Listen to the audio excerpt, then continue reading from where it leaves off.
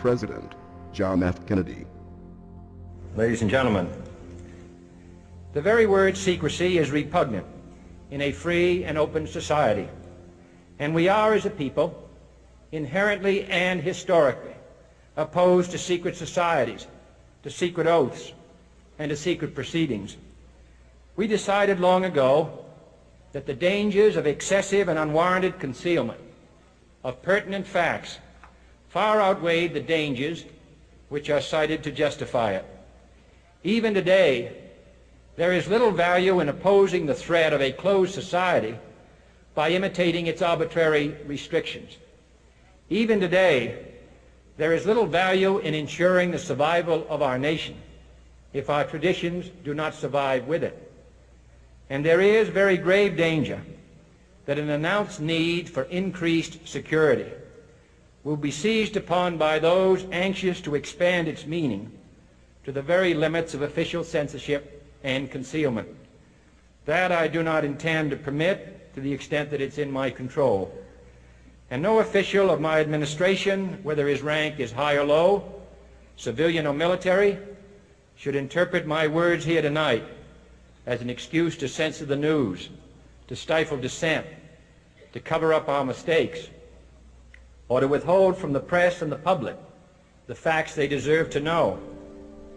For we are opposed around the world by a monolithic and ruthless conspiracy that relies primarily on covert means for expanding its sphere of influence, on infiltration instead of invasion, on subversion instead of elections, on intimidation instead of free choice, on guerrillas by night instead of armies by day. It is a system which has conscripted vast human and material resources into the building of a tightly knit, highly efficient machine that combines military, diplomatic, intelligence, economic, scientific, and political operations. Its preparations are concealed, not published. Its mistakes are buried, not headlined. Its dissenters are silenced, not praised. Its dissenters are silenced, not praised.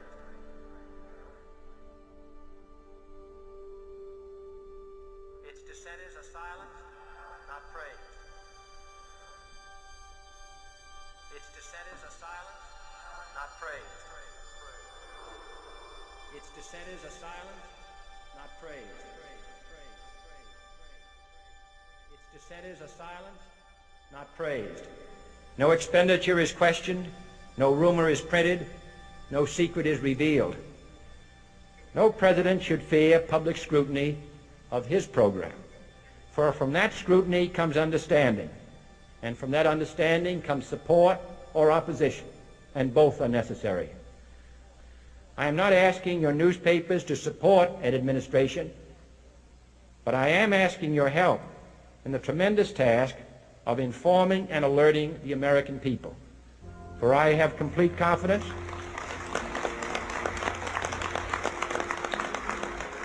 in the response and dedication of our citizens whenever they are fully informed. I not only could not stifle controversy among your readers, I welcome it. This administration intends to be candid about its errors, for as a wise man once said, an error doesn't become a mistake until you refuse to correct it. We intend to accept full responsibility for our errors, and we expect you to point them out when we miss them.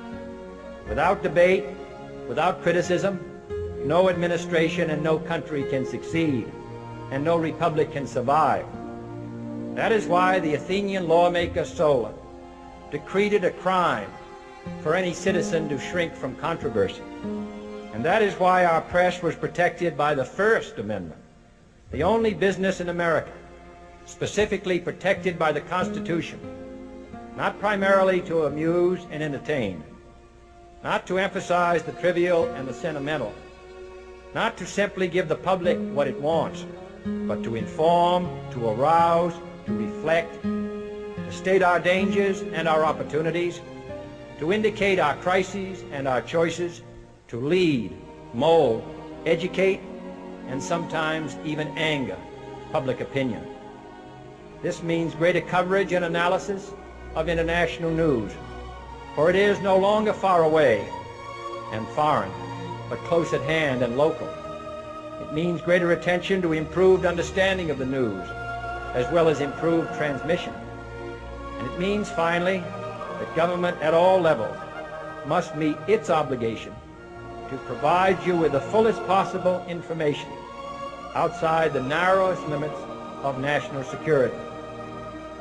And so it is to the printing press, to the recorder of man's deeds, the keeper of his conscience, the courier of his news, that we look for strength and assistance, confident that with your help, man will be what he was born to be, free and independent.